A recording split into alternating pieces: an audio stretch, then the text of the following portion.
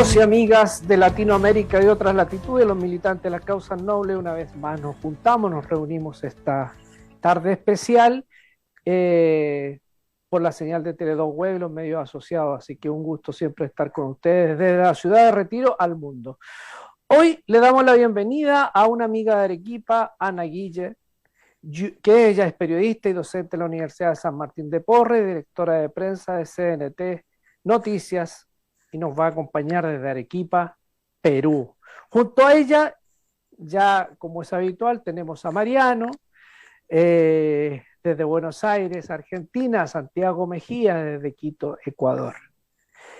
En medio de la convulsión que se provocó en Chile el 2019, muchos medios internacionales centraron su visión en este conflicto social, pero descuidaron que al lado de nosotros, en una zona, se estaba provocando algo mucho más radical, que fue una intervención militar y civil para derrocar un gobierno institucionalmente ganado en las urnas, pero que lo decretaron como que había sido un fraude electoral, fraude que nunca se pudo comprobar, pero eso no significó no una arremetida de parte de un sector de la ciudadanía que fue en contra de la cabeza de Evo Morales, depuso y se instaló una golpista mujer que se levantó con Biblia en mano, jurando que el Huipala no iba a volver más al Palacio de los Quemados.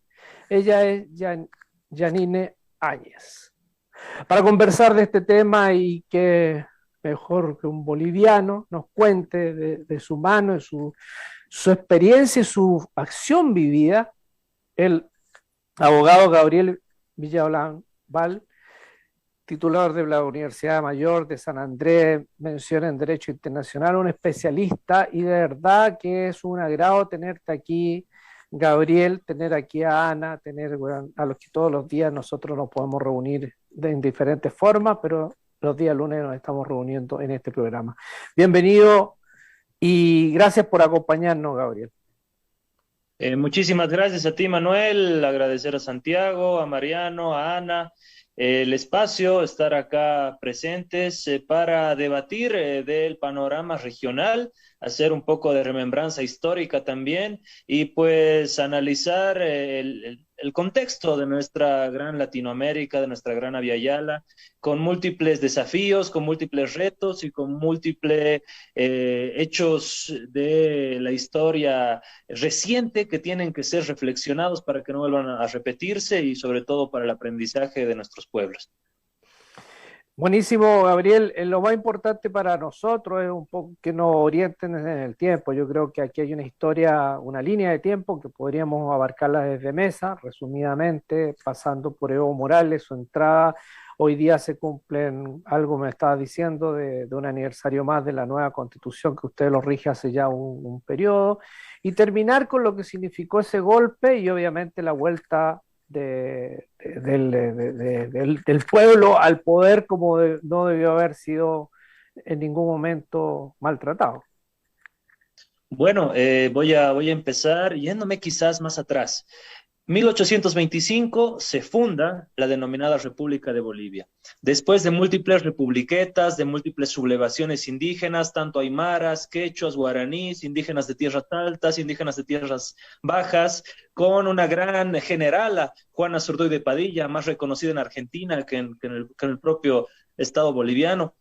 Y después de todo eso, en 1825, el Acta de la Independencia no tiene la firma de ni una sola mujer, habiendo tenido a la gran generala Juana Zurduy de Padilla, y de ni un solo apellido indígena, habiendo tenido las múltiples republiquetas. Desde ese momento, la fundación de Bolivia, 1825, los denominados doctorcitos de Charcas, refiriéndome a los jurisconsultos de la antes denominada Audiencia de Charcas, estructuraron una forma de sociedad pigmentocrática, abiertamente racista, abiertamente clasista, abiertamente colonial.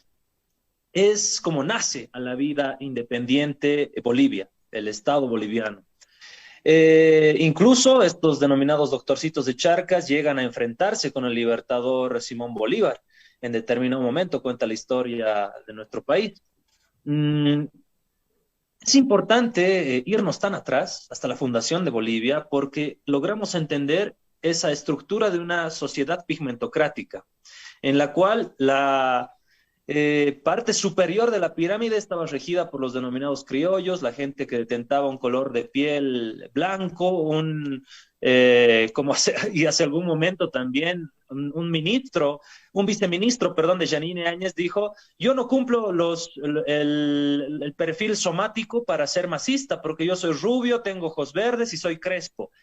Se incrusta el racismo desde esa época y se superpone todavía en el golpe de Estado de Yanine Áñez, por eso es importante hacer esta remembranza. Entonces tenemos una sociedad que reivindicaba el racismo, reivindicaba el color de piel blanco por sobre la gran mayoría de tez cobriza en mi país. Creo que todo boliviano, viva en Bolivia o viva en el exterior, tiene que reconocer que por sus venas corre sangre indígena. Y debemos ser orgullosos de esa indianidad en términos sociológicos, en términos de Fausto Reinaga, gran sociólogo y político boliviano, que una de sus obras fundamentales es La Revolución India. La Revolución India de Fausto Reinaga, ahí buen dato, haciendo un paréntesis, para un poco entender la compleja composición social de Bolivia. Entonces, esta indianidad del boliviano, que por nuestra sangre corre sangre indígena, ha sido negada durante muchos años y así ha transitado la historia de nuestro país. Nos saltamos diversos puntos en la historia de Bolivia para llegar, si se quiere, a la revolución del 52. Recién en 1952, mediante la primera revolución del movimiento nacionalista revolucionario, se le otorga el voto, se le otorga el derecho al voto al campesino y se le otorga el derecho al voto a la mujer, recién en 1952 en nuestro país. Previamente se estructuraban las haciendas y los pongos, sistemas casi feudales de esclavitud en el país, y las mitas, ¿no? En las minas, la esclavitud también y el pongueaje. En Bolivia tuvimos billonarios como los varones del estaño en determinada época, Xochitl, Aramayo, que llegaron a tener castillos, Patiño, que llegaron a tener castillos en Europa, pero a costa de la explotación de la gran mayoría de los bolivianos. Entonces, llega esta revolución del 52 a nuestro país y comienza la revolución viene de también la guerra del Chaco del 32 al 35, que nos junta a todos los bolivianos y nos hace entender aquella Bolivia diversa en la que vivíamos, aquella Bolivia tan compleja, aquella Bolivia tan estructurada y separada por el racismo, por el colonialismo, por esas viejas estructuras clasistas heredadas de la propia colonia y república que no estaban siendo superadas. Entonces, 32 al 35, la guerra del Chaco, nos vemos, nos entendemos y nos reconocemos entre la diversidad boliviana. La revolución del 52, posteriormente vienen procesos de empoderamiento del campesino, del indígena originario campesino, del trabajador, fundamentalmente el trabajador minero, del trabajador campesino, tanto en las ciudades como en el campo. Tenemos, saltándonos también algunos capítulos de la historia, la Gran Marcha por la Vida de los 90, tenemos la Guerra del Gas del año, perdón, antes de eso, la guerra, ya entrando a la historia contemporánea de Bolivia, la Guerra del Agua, el año 2000, cuando una empresa norteamericana con capitales norteamericanos e italianos, denominado Aguas del Tunari, quería privatizar el agua de la lluvia. Las instalaciones caseras que se hacían con el agua de la lluvia intentaba ser privatizada por esta empresa en Cochabamba y se gesta lo que se denominó la Guerra del Agua. Un primer desquebramiento, un primer golpe al sistema neoliberal imperante de aquella época. Posteriormente, 3 años después, viene la Guerra del Gas, 2003, cuando Gonzalo Sánchez de Lozada, cuyo vicepresidente era Carlos de Mesa Gisbert, intentaban exportar el gas boliviano a través de puertos chilenos hacia Estados Unidos, indicando una figura irrisoria, diciendo que el gas boliviano dentro de la tierra, debajo de la tierra, es boliviano, en boca de pozo, es decir, el momento en el que el gas deja el subsuelo, deja de ser boliviano y le pertenece a la empresa que hace la extracción del gas, ¿no? Así nos trataron de meter el dedo a la boca, vender nuestros recursos naturales estratégicos a precio de gallina muerta, obviamente con el gran beneficiario, las grandes transnacionales, aliadas a las oligarquías locales que dominaban pues ese sistema neoliberal de partidos. Además, entre unos cuantos partidos se repartían el poder, se repartían los ministerios, hacían sus coaliciones, nunca llegaban a tener la mayoría parlamentaria, hacían sus negociaciones y se cuoteaban el país como si fuera un pasanacu, como si fuera un juego de monopolio para la administración del Estado.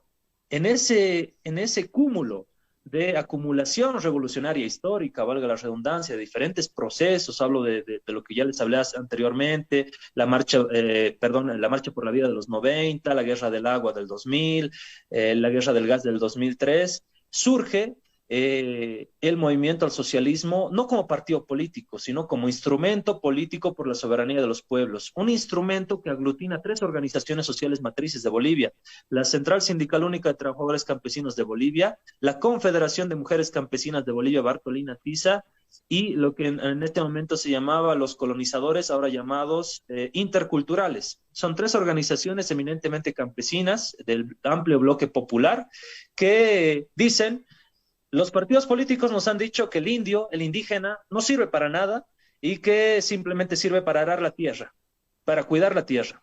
Y nosotros tenemos que darle nuestro voto a gente que tenga las cualidades para gobernarnos. Así nos han hecho creer.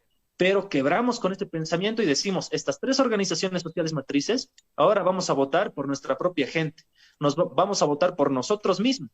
Y el movimiento al socialismo, no como partido político, sino como instrumento político para la soberanía de los pueblos, en esa Bolivia racista, en esa Bolivia clasista, en esa Bolivia de élites pigmentocráticas, emerge con gran fuerza primero en las elecciones subnacionales y posteriormente con Evo Morales diputado, un diputado encarcelado, perseguido además en el movimiento cocalero, un movimiento cocalero que tenía bases militares norteamericanas en Chimoré. Al igual que la base militar de Manta, por ejemplo, en Ecuador, o las bases militares norteamericanas en Colombia. Bajo la ideología del antiimperialismo se articula el movimiento campesino cocalero, de donde viene Evo Morales, en el trópico de Cochabamba. Además, el movimiento cocalero deviene de la relocalización minera, producto del despido de más de 50,000 trabajadores mineros de los distritos mineros siglo XX, Catavi, los distritos mineros más importantes del país, que terminan siendo despedidos y migran a las zonas del trópico de Cochabamba y se dedican al cultivo de la hoja de coca. Entonces, ese cúmulo histórico, ese know-how del sindicalismo minero, más el amplio cúmulo del andamiaje de las luchas por la defensa de la hoja de coca para el consumo tradicional, llegan a parir a este gran líder Evo Morales, que el 2006 llega a el poder con un ataque mediático a rajatabla, más o menos lo que está pasando Pedro Castillo hoy en el Perú. Así lo atacaban a Evo Morales, tal cual lo atacan actualmente a Pedro Castillo. ¿Por qué? Porque esa sociedad que tenía en los noticieros a gente rubia, a gente blanca, a gente que negaba su propia indianidad, que negaba sus grandes mayorías nacionales, no podía entender que esté siendo gobernado por un indio, que esté siendo gobernado por un indígena. Por eso el ataque, en el fondo es el ataque racista hacia el gobierno indígena de Evo Morales, ¿no?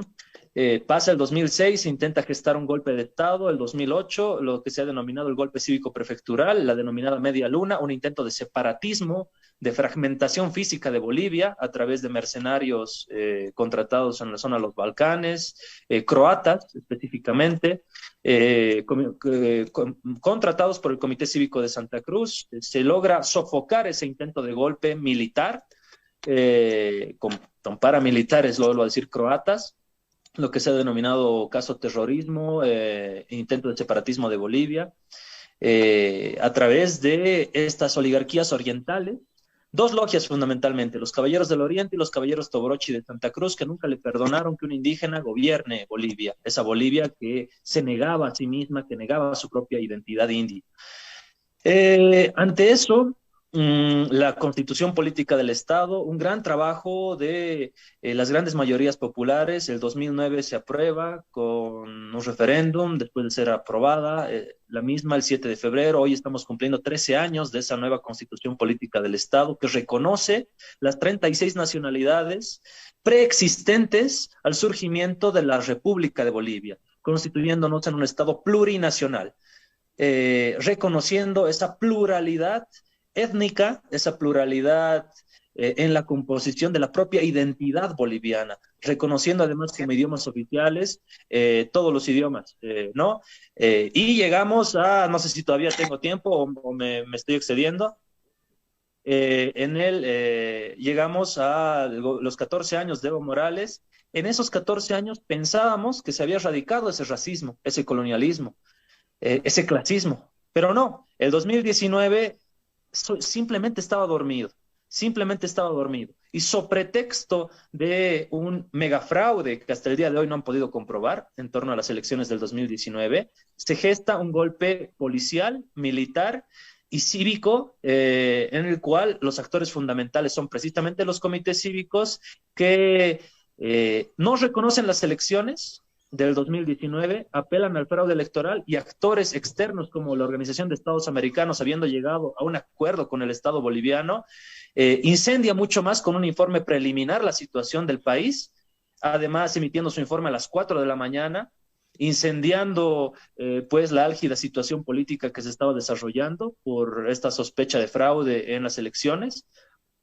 Y Yanine Áñez con una asamblea legislativa vacía, sin el quórum reglamentario correspondiente, en una Cámara de Senadores prácticamente vacía, en la que hay videos que circulan, son de conocimiento público. Le dice: señor secretario, compruebe por favor el quórum reglamentario correspondiente. El senador secretario le dice: senadora, no existe el quórum reglamentario correspondiente. Y ella responde: muy bien, como no existe el quórum reglamentario correspondiente, entonces, conforme a los artículos que me amparan en el reglamento, yo voy a asumir la presidencia de la Asamblea Legislativa del Senado y por ende voy a asumir la presidencia del Estado. De esa forma, Yanine Áñez se autoproclama, sin considerar el artículo 161 de la Constitución Política del Estado, sin considerar el artículo 169, que fue el procedimiento de composición de la Asamblea Legislativa, y la aceptación o rechazo a las renuncias planteadas por el presidente, vicepresidente y los que estaban en la cadena de sucesión presidencial, y se autoproclama. Pero ya estaba todo listo. Los grupos paramilitares que previos al 12 de noviembre, y en esto hay que ser bastante claros, tenemos un periodo previo al 12 de noviembre del 2019, que es toda la convulsión, toda la violencia, todo el secuestro, quema de casas de campaña, quema de casas de simpatizantes y militantes del movimiento al socialismo, secuestro de familiares de autoridades, que terminan con el 12 de noviembre, fecha en la cual Yanine Áñez se autoproclama como presidenta supuestamente constitucional de Bolivia, presidenta inconstitucional, presidenta de facto, presidenta ilegal. Del 12 de noviembre, durante 11 meses, ella asume el rol en ese vacío de poder de los aparatos coercitivos y coactivos del Estado, gestando dos masacres: la masacre de Sacaba, la masacre de Sencata, que hasta la actualidad tiene 37 personas muertas, tiene más de 1.500 detenciones ilegales y tuvo más de 1.500 personas heridas. Hechos que están siendo respondidos a instancias de, por ejemplo, el Grupo Interdisciplinario de Expertos Independientes y el Alto Comisionado de Naciones Unidas para los Derechos Humanos, que ya han especificado todas las vejaciones y violaciones a los derechos humanos que se han realizado durante el régimen de Yanine Áñez. Así llega al poder Yanine Áñez y hay que analizar el simbolismo. Ella llega en el Palacio Quemado que representa al viejo Estado republicano. Ella, no así la Casa Grande del Pueblo, la nueva estructura, la nueva edificación realizada durante los 14 años de Evo Morales. Ella agarra la Biblia como una suerte de mantra en contra del artículo 4 de nuestra propia Constitución, que especifica a Bolivia como un Estado laico, y también confronta a propósito, simbólicamente, la bandera tricolor boliviana con la huipala, que ambos símbolos patrios son reconocidos constitucionalmente y son parte de nuestros símbolos patrios ambos, ¿no? Policías que se amotinaron en ese momento queman la huipala y eso gesta una gran protesta de toda la sociedad que estaba, si se quiere, en un estado de shock, de conmoción. Y pues los 11 meses nefastos de Yanine Áñez está por demás decirlo, está por demás documentado, está el diario de Intercept, está la Universidad de Pensilvania, el MIT, diversas instancias internacionales, además de los informes de la Defensoría del Pueblo de Bolivia, lo vuelvo a decir, el Grupo Interdisciplinario de Expertos Independientes de la propia OEA, que nos pormenorizan todo lo que aconteció en nuestro país, pero el fondo de todo esto es ese racismo y esa carga racial, esta carga de lo que estaba dormido en Bolivia, ese odio de clase, ese odio racial que se creía superado, pero no.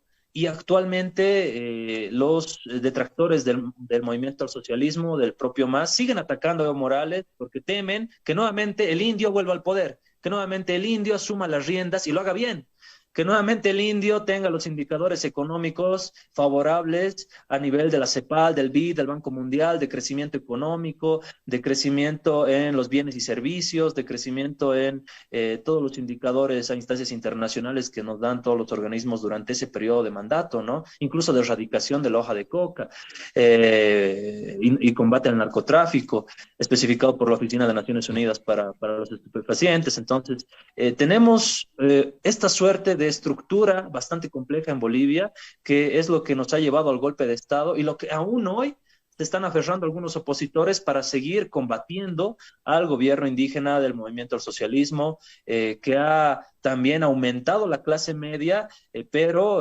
que sigue en pie de lucha y en una difícil tarea, sobre todo en la reconfiguración de las estructuras que datan desde 1825, como les dije. Por ejemplo, el sistema judicial en Bolivia es un claro ejemplo de cómo sigue vigente el colonialismo, ¿no? Y cómo se sigue manejando desde la billetera, desde el clasismo, desde el propio racismo, desde las estructuras viejas coloniales que nosotros creíamos acabadas, combatidas, pero que siguen vigentes. Entonces, mucho por qué hablar en Bolivia y como lo han visto es bastante complejo, no te podría resumir en los cortos minutos que me dieron. Más bien, muchísimas gracias, creo que lo he tratado de hacer lo más dinámico posible. No, muy bien, Gabriel, se te agradece. Me gustaría que Mariano, Santiago, Ana pudieran interactuar contigo, hacerte algunas preguntas, a lo mejor tienen que hacer algún comentario. Yo lo dejaré para el final. Yo te agradezco, Manuel, por supuesto que nuestra este, nueva integrante, Ana, también queremos desde Perú, seguramente tiene mucho para compartir, cómo han vivido también el golpe, pero desde Argentina, permíteme, Gabriel, agradecerte la mención a la generala Juana Zurduy, al recuerdo, y que está muy presente, como bien lo dices, pero estos actos de racismo también existen en nuestro país, y sobre todo en la provincia de Jujuy, lindante con tu patria, donde se encuentra presa pues, Milagro Salas, por el gobernador de derecha de la provincia de Jujuy, que incluso colaboró con el golpe de Estado, llevando y enviando armamento. Hoy por hoy el actual gobierno de Alberto Fernández dona vacunas a Bolivia. Pero preguntarle algo a Gabriel, pero también a nosotros mismos como integrantes de este programa de los militantes de las causas nobles. ¿Vieron cuando discutimos otras veces acerca de aprender de los errores para que los futuros gobiernos progresistas de América Latina no tengan los mismos problemas? Y muchas veces yo digo, basta de pensar en nuestros errores, porque lo que tenemos enfrente son verdaderos demonios. Estos tipos que lo que han hecho en Bolivia es un claro ejemplo, ¿no? Han masacrado a un pueblo. Recuerdo muchos exiliados bolivianos que estuvieron en Buenos Aires y hacían una autocrítica sobre el gobierno de Evo Morales, y aquí sí puede ir la pregunta, Gabriel, sobre errores para que haya ocurrido lo que ocurrió. En realidad, pasados ya 2 años, te digo más que basta de estar con la toalla mojada pegándonos en la espalda, mirando cuáles son nuestros errores, porque los que están enfrente, las derechas, las élites, son el demonio, no quieren dialogar con nosotros. Pero igualmente, el gobierno de Arce se replantea a partir de una autocrítica sobre el gobierno de Evo, de García Linera, como para no repetir algún error que despierte a estos demonios, porque podemos encontrar que cada vez que un caudillo, un criollo nuestro, quiere reelegirse, aparece como que eso es inentendible, insostenible. Pasó con Celaya, pasó con Evo, y también cuando perdió el gobierno de Cristina las elecciones con el candidato Daniel Scioli, parte de los argumentos eran de que Cristina quería ser eterna, se quería reelegir. Entonces, como que ahí hay algún punto que para pensar cómo no caer en errores para Boric, para Arce, para el futuro, para Xiomara Castro en Honduras, para todos los compañeros que están construyendo una patria grande, más justa, más libre, más soberana. Mm.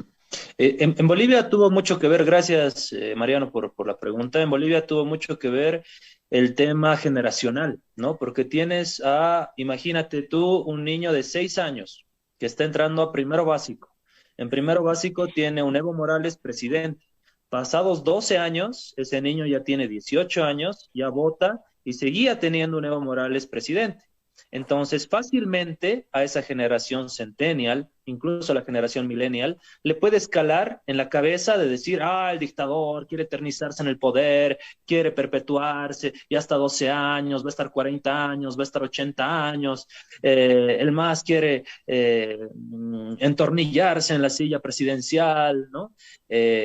Fácilmente manipulable desde las construcciones mediáticas, porque basta un hilo de verdad, digamos los 12 años de Evo Morales, para construir toda la narrativa artificial, toda la narrativa contragubernamental, y lo saben hacer muy bien. Desde el principio, lo vuelvo a decir, al igual que Pedro Castillo, Evo Morales tuvo a los medios de comunicación en su contra, tuvo a los militares en su contra, tuvo al gran empresariado en su contra, tuvo a los grandes poderes hegemónicos y a los grandes poderes mediáticos y financieros en su contra. De cierta forma, los 12 años fueron de idas y venidas, de batallas ganadas y otras perdidas para tratar de redistribuir la riqueza que estaba concentrada en muy pocos. Y ese es el éxito del modelo boliviano, aparte de la nacionalización de los hidrocarburos, ¿no? Esa redistribución de la riqueza que incluso aumentó la clase media, incluso generó mayor densidad demográfica en las ciudades, porque la gente del campo encontraba mejores posibilidades también en las capitales de departamento, ¿no? Entonces, quizás el error más fundamental del movimiento al socialismo fue la ultra burocratización. Y Álvaro García Linera lo refiere de la siguiente manera, bastante interesante, ya años antes del golpe, ¿no? Dice, hemos tenido un vaciamiento de nuestros mejores cuadros del sindicalismo campesino, cocalero, minero, trabajadores del campo, la ciudad, petroleros, intelectuales y demás, han asumido roles en el Estado. Es decir, hemos necesitado actores estatales, pero hemos vaciado esos espacios donde eran necesarios, los espacios de los medios de comunicación, de las columnas, si se quieren, los diarios, de los espacios sindicales, de los espacios de dirigencia, regionales, barriales, y tienen todo el derecho, decía Linera, ¿no? Tienen todo el derecho, toda la legitimidad de haber sido marginados durante tantos años y durante estos 12 años aspirar a ser diputados, senadores, ministros, viceministros, pero han vaciado a sus bases y esos vacíos han sido cooptados muy bien y hábilmente por la estrategia norteamericana sobre todo y por los denominados comités cívicos. Una anécdota, previo al golpe de Estado en Bolivia, si bien Bolivia no tiene relaciones diplomáticas con Estados Unidos, su embajada queda en la Avenida Arce, en la ciudad de La Paz. Previo al golpe de Estado, todas las lucecitas, una semana antes, pasabas por la noche por ahí y veías a todas las lucecitas de ese gran edificio de la Avenida Arce, de la embajada gringa, prendidas, trabajando como si estuvieran fabricando pues a 1000 por hora y amanecían trabajando. ¿Qué estaban haciendo? Estaban laburando el golpe. Y Evo Morales lo dice abiertamente esto, ¿no? Entonces tenemos una suerte de también desde los medios ridiculización de lo que es el imperialismo. Nos han hecho creer que la doctrina antiimperialista es algo obsoleto, algo de caricatura, algo que no existe. Pero evidentemente lo existe, evidentemente hay, evidentemente así se ataca a nuestros gobiernos, ¿no? Subestimar eso ha sido fatal y también burocratizar y no darle la comandancia, si quieres, de los hilos políticos a las grandes organizaciones sociales que gestaron el instrumento como tal. Y yo no podía entender cómo los jefes de campaña en determinados departamentos eran ministros. Y yo decía, ¿por qué los ministros son jefes de campaña? Si los ministros finalmente son burócratas, ¿entenderán la realidad social de las organizaciones sociales? Yo creo que no. los jefes de campaña deberían haber sido los líderes de las mismas organizaciones sociales que llevaron al MAS al poder, ¿no? Ahí tienes uno de los errores, si quieres, fundamentales. Gabriel, una cosa, una acotación. Me enteré durante esos días que se dio el golpe previo y los días que estaba generándose toda la convulsión, haberme conversado un periodista boliviano que se había encontrado justamente con unos militares que no eran propiamente tal bolivianos, que hablaban en inglés. O sea, la gestación del golpe no solamente se generó desde adentro, sino que hacen unos marines hablando en inglés, comunicándose con otros subalternos. Te lo dejo ahí. Me gustaría que Ana o Santiago intervinieran, por favor. Ok, gracias. Bueno, yo quería indicar algo que me parece bien simpático. La historia del racismo entre Perú y Bolivia es muy similar, ¿no? O sea, si uno hace un análisis de cómo es que desde la colonia, ¿no? Hay toda una marginación, ¿no? Del indio, del campesino, del cholo, del mestizo, en fin, como quieran llamarlo, ¿no? Se lucha por la independencia y en la república se presenta el mismo fenómeno. La gente que está en el poder, ¿no? Que llega a los cargos burocráticos en el Estado, los presidentes, también son, ¿no? Gente que pertenece ¿no? A determinada, podríamos llamarlo casta, ¿no? O sea, a determinada élite y todo lo demás. Ahora, pasa la República y nosotros, después del golpe del Fujimorato, tenemos por primera vez a un cholo en el gobierno, ¿no? El caso de se me fue el nombre Toledo. De Alejandro Toledo, que ahora en este momento estamos luchando porque venga extraditado, pero Toledo llega al poder con la derecha, ¿no? Con la derecha que lo respalda, pero llega en un movimiento, podríamos decirlo, de centro-izquierda, ¿no? Él, ¿no? Utilizaba ese lenguaje. Entonces la gente vota por él, llega, ¿no? Y es el primer cholo que lo tenemos.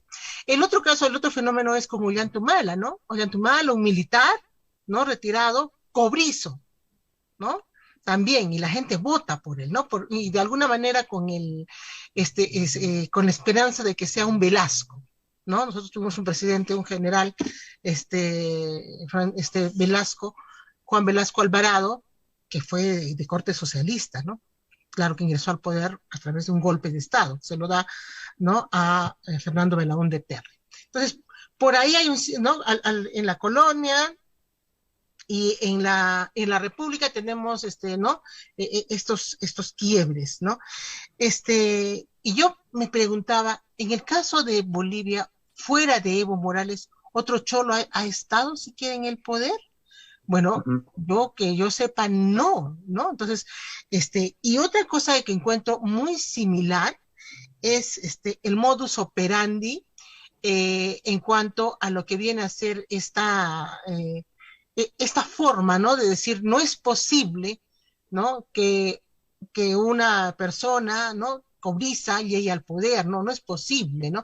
Y aquí se está haciendo todo un movimiento para sacar, o sea, no se quiere respetar un resultado electoral, ¿no? Y los medios de comunicación, pues, juegan un rol importante, ¿no? Aquí sabemos muy bien que el Grupo El Comercio, que es el que tiene el conglomerado de la mayoría de los medios de comunicación, ¿no? Junto con otras personas más que definitivamente están cerca del poder, pues un poco más y tienen la misma plantilla, ¿no? Y todos los días el presidente, que dicho sea paso, comete errores, ¿ah? Comete muchos errores, pero cualquier cosa sirve, ¿no? Cualquier cosa sirve. Y en redes sociales se da el tercer ataque, ¿no? En redes sociales también hay todos unos grupos, ¿no? En los cuales se llega a cosas como barbarie, ya yo lo podría decir. Porque miren, en campaña electoral, ¿no? Un poco más, y si podían, lo quemaban vivo el candidato. Y todo aquel, ¿no? todo aquel que estuviera cerca, te trataban de lo peor, ¿no? Eras comunista, y para ellos significado el comunismo es pues lo peor, ¿no? Entonces, todo aquel que salía y tenía esa posición, ¿no? La maltrataban. Entonces, ahora se le quiere, ahora a como dé lugar quieren sacarlo, ¿no? Y es más, ¿no? Quedaría por la vicepresidenta, ¿no? Pero también quiere sacar a la vicepresidenta y la que quiere, está ansiosa, por lo menos ayer lo demostré en una entrevista en un canal de televisión, la presidenta del Congreso. Y la presidenta del Congreso, su esposo, es uno de los empresarios más grandes del Perú en agroindustria. Y ella sacó, ella ni bien ingresó al Congreso, lo que hizo fue 5 proyectos de ley en contra de los trabajadores y a favor de las empresas, ¿no? Entonces, esta es, ¿no?, la forma como vienen trabajando, ¿no? Y ahora la señora está ansiosa por llegar al poder y después la típica mujer blanca, rubia, bien preparada, ¿no?, que definitivamente siente, y disculpen la expresión, pero así yo veo, ¿no?, que la gente cobriza le apesta. Entonces, ese es el contexto. Muchas gracias.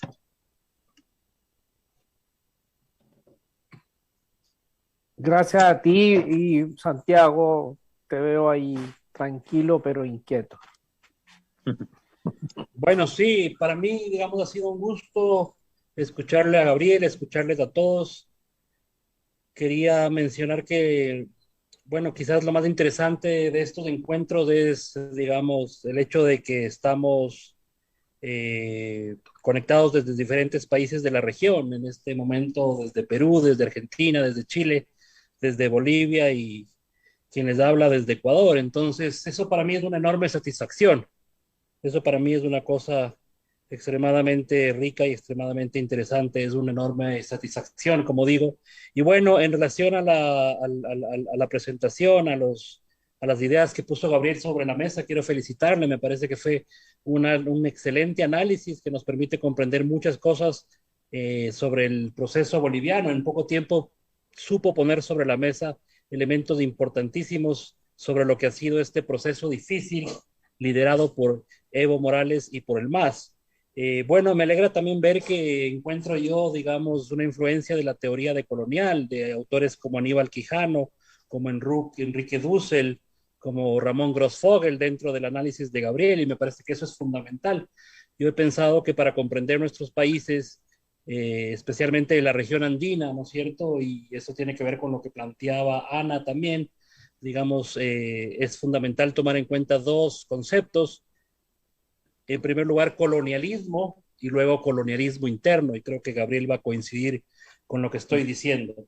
Y bueno, es muy interesante el proceso boliviano, como comentó Gabriel, y me parece que en términos generales se siente desde acá, desde el Ecuador y desde la región, que el proceso de izquierda boliviano, digamos, dentro de ese giro a la izquierda que se dio por allá por la década de los 2000, en términos generales ha sido un proceso exitoso, ¿no es cierto? Y me parece que eso es interesante porque es un contraste, inclusive en términos metodológicos, muy interesante con los problemas y el fracaso venezolano, ¿no es cierto? Entonces, quería poner eso sobre la mesa también y preguntarle a Gabriel, ¿cuál crees tú, Gabriel, son los aciertos, las principales fortalezas del proceso, sobre todo en términos sociales, en términos económicos, digamos, tomando en cuenta lo que comento, ¿no? Este contraste que me parece que para nosotros y en términos académicos es tan importante, este contraste entre un proceso que en términos generales es exitoso y un proceso con serios problemas como el proceso venezolano.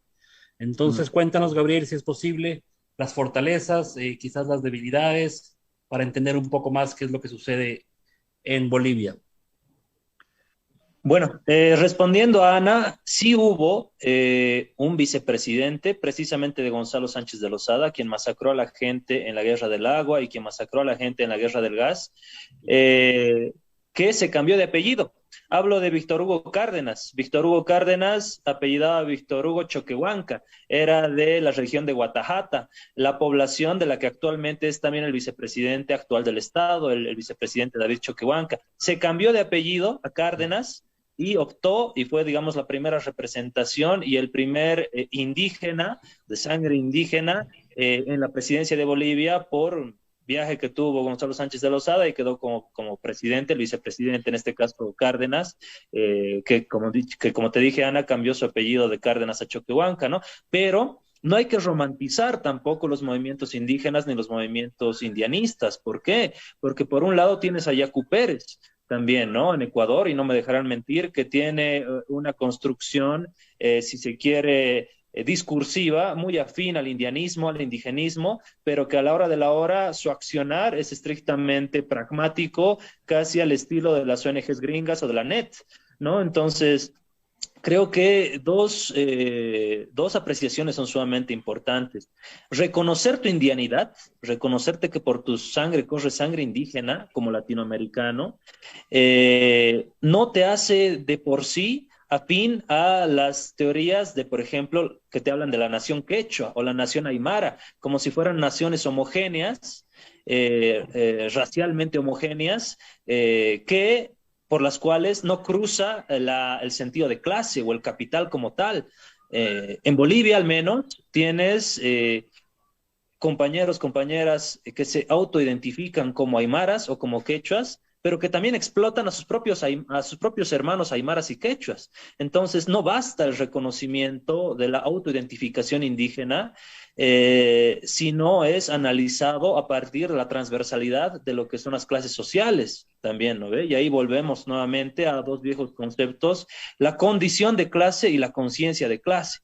Que creo que hay que saberlos combinar, como lo hace Bolívar Echeverría, como lo hace Mariátegui, para entender la complejidad de nuestros pueblos, que no es única y estrictamente rajatabla, estrictamente racial, sino de lo que decíamos anteriormente, ¿no? Ese colonialismo, la colonialidad que todavía existe, pero también las estructuras y las superestructuras que se han plasmado desde épocas republicanas en nuestros países. Por otro lado, en torno a los aciertos, quizás las diferencias con el proceso venezolano, respondiendo al compañero Santiago, pues tenemos que hacer la diferenciación del proceso boliviano en su ámbito estructural y en su ámbito superestructural, al viejo estilo gramsciano, digamos, ¿no? Y nos damos cuenta que una revolución exitosa tiene que tener un andamiaje claro y una construcción propia en base a lo estructural. En el caso boliviano, la nacionalización de los hidrocarburos. En el caso venezolano, su maldición de la subvención de los combustibles fósiles, del petróleo, porque son un país, digamos, petrolero. Su maldición fue esa, ¿no? En determinado momento les quitaban eso, les quitaban el petróleo y destrozabas todo el proceso revolucionario venezolano. En Bolivia nacionalizamos los hidrocarburos y tratamos inmediatamente de industrializar nuestros recursos naturales estratégicos, ¿no?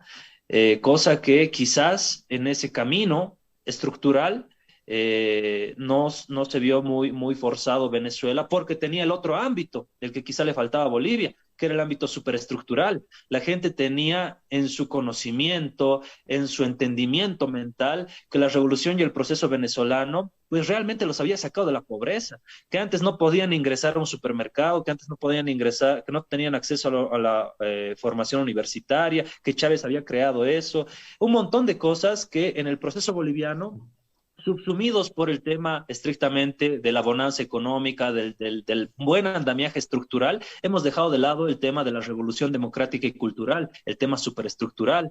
En nuestro Ministerio de Cultura se dedicaba a hacer conciertos y a traer el Dakar a Bolivia, en lugar de profundizar las revoluciones culturales, ¿no? Entonces, creo que tenemos que volver a ese entendimiento de lo estructural con y de la mano de lo superestructural. Una cosa sin la otra no va.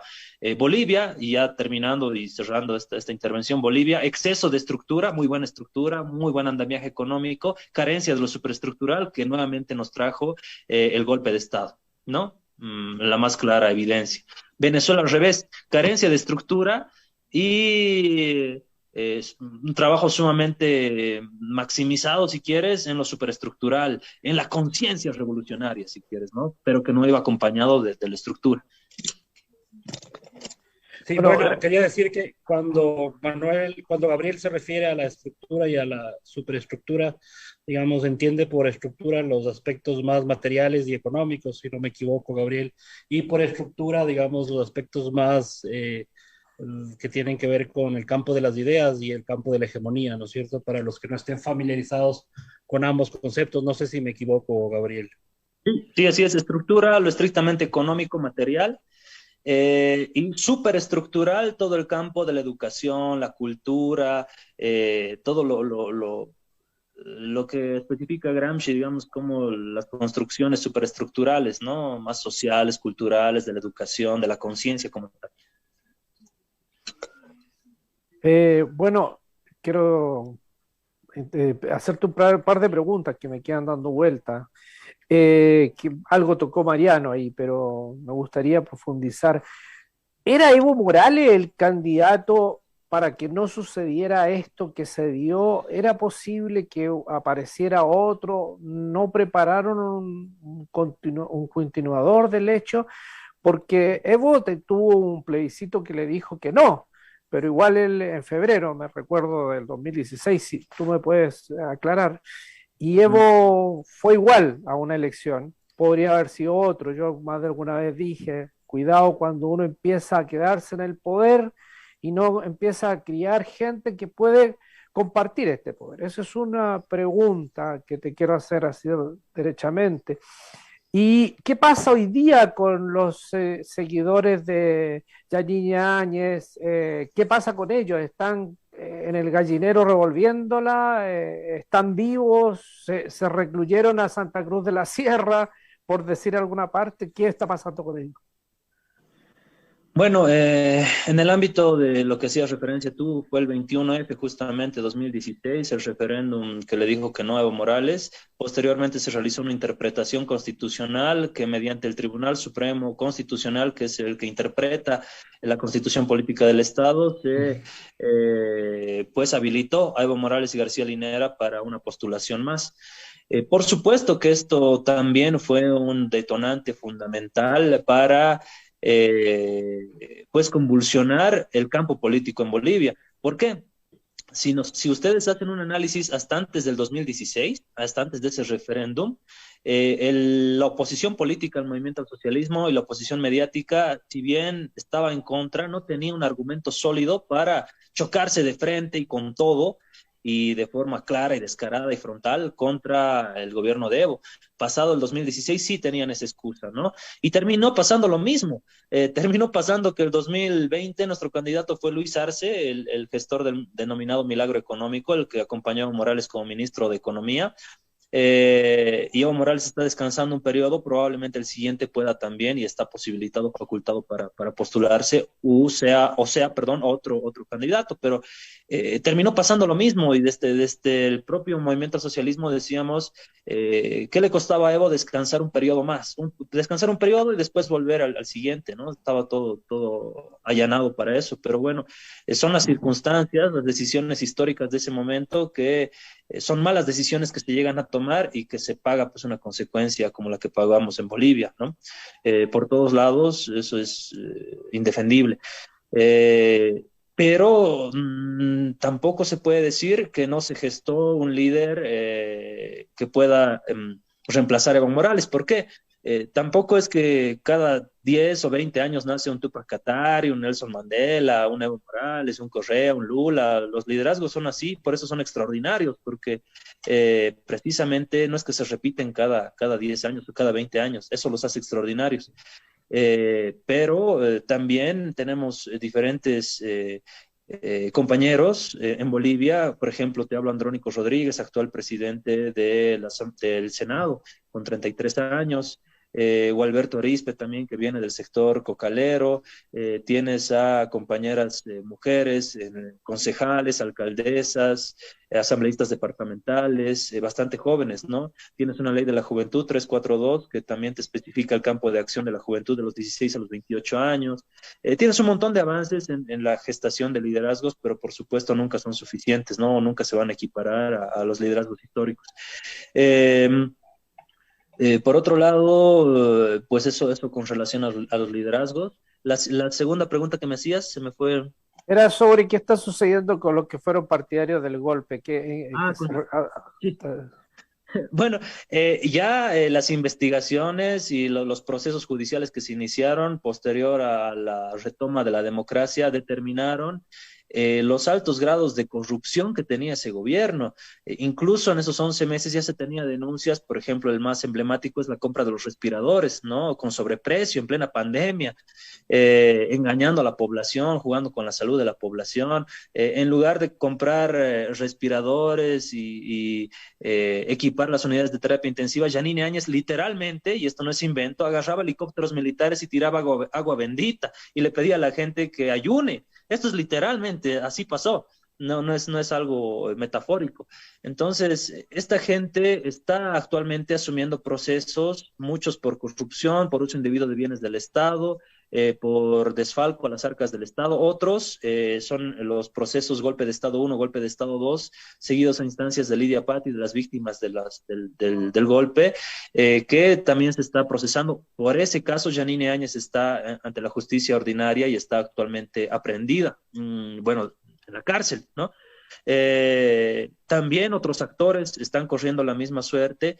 Otros actores sí han podido recurrir a la muletilla de ser candidatos y con el apoyo regional que tenían, están, se podría decir, políticamente blindados. Te hablo del alcalde de La Paz, que fue ministro de Áñez, el señor Iván Arias. Te hablo del alcalde de Cochabamba, el señor Mafre Reyes Villa, alcalde electo de Cochabamba. Te hablo del gobernador de Santa Cruz, el señor Luis Fernando Camacho, que se postularon a las elecciones subnacionales y ganaron, por los cuales fácilmente entra la muletilla de decir persecución política, ¿no? Ah, porque soy opositor, me están queriendo meter a la cárcel. No es porque eres opositor, es por lo que hiciste durante el golpe de Estado, pero lamentablemente la mediática narra de esa forma y la gente cae en eso, ¿no?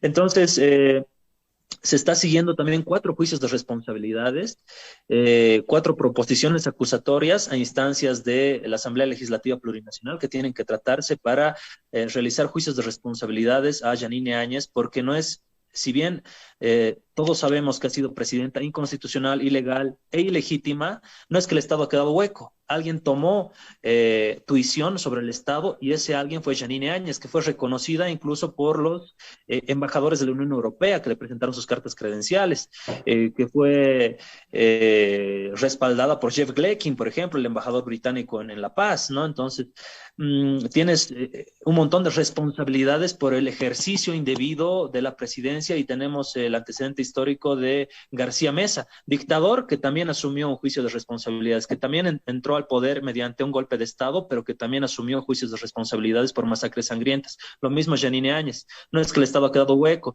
no es que nadie dirigía la policía, no es que nadie instruyó al ejército que mate gente, lo hizo Yanine Áñez y su gabinete ministerial y tienen que ser juzgados mediante esos 4 juicios de responsabilidades que están en instancias de la Asamblea Legislativa. Esa es la suerte que corren los golpistas, ¿no? También se ha apresado a estos grupos paramilitares, Resistencia Juvenil Cochala, Unión Juvenil Cruceñista, que fabricaban al estilo de las guarimbas, bazucas artesanales para amedrentar, violentar a mujeres de pollera, hermanos, hermanas campesinos, a simpatizantes militantes del MAS. Se está siguiendo esos procesos y la justicia, como en todas partes de Latinoamérica, creo, es sumamente corrupta, ¿no? Y es sumamente ligada al poder mediático y al poder financiero. Ante eso, como órganos independientes del Estado, en Bolivia tenemos el órgano electoral, ejecutivo, legislativo y judicial. El órgano judicial como un órgano independiente actualmente está siendo sumamente criticado y lamentablemente ese es el órgano el cual está juzgando a los golpistas también, ¿no? Entonces tienes ese cúmulo de dificultades, si quieres, quimera de cosas. Gabriel. Claro.